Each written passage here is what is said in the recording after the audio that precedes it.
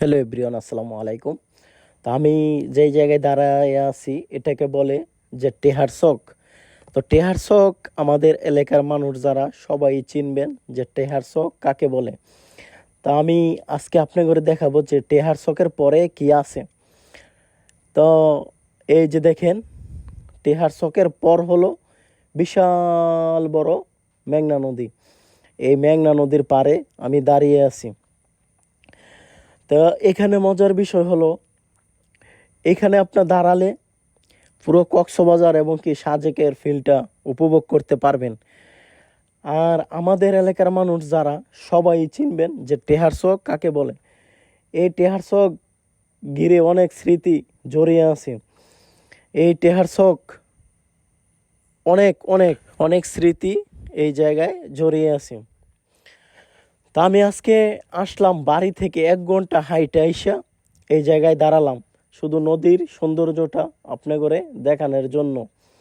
আমাদের বাড়ি থেকে টেহার চকের রাস্তাটা হলো 1 ঘন্টা। 1 ঘন্টা হাইটে আইসা শুধু আপনাদের দেখানোর জন্য আমি এই জায়গায় এসে দাঁড়ালাম। তো দেখেন, নদীর সৌন্দর্য আর ঠান্ডা বাতাস সত্যিই মন কাড়ানোর মতো অপরূপ দৃশ্য চারপাশের। মানে কি বলতাম, একদম আমার শৈশবের কথাটা মনে পড়ে গেল।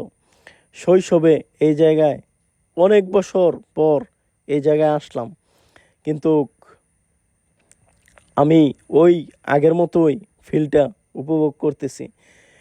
আগে ছিল সাথে বন্ধু এবং কি খেলার সাথীরা, এখন দাঁড়িয়ে আছি শুধু একা। এই জায়গায় একা দাঁড়িয়ে পুরনো স্মৃতিটি, শৈশবের স্মৃতিটি মনে করতেছি। আর আমি আশেপাশের সৌন্দর্য দেখতেছি। নদীর ঠান্ডা বাতাস মনটার মধ্যে দোলা দিয়ে যাচ্ছে, সত্যিই একদম মন কাড়ানোর মতো। তো এই জায়গায় আসলে আপনি হুম মাছ দেখতে পারবেন।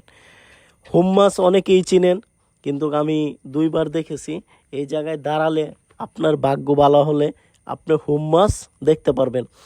আমি হুম মাছ আপনি করে দেখাইতে পারতেছি না, কারণ এটা ক্যামেরায় আনা সম্ভব না।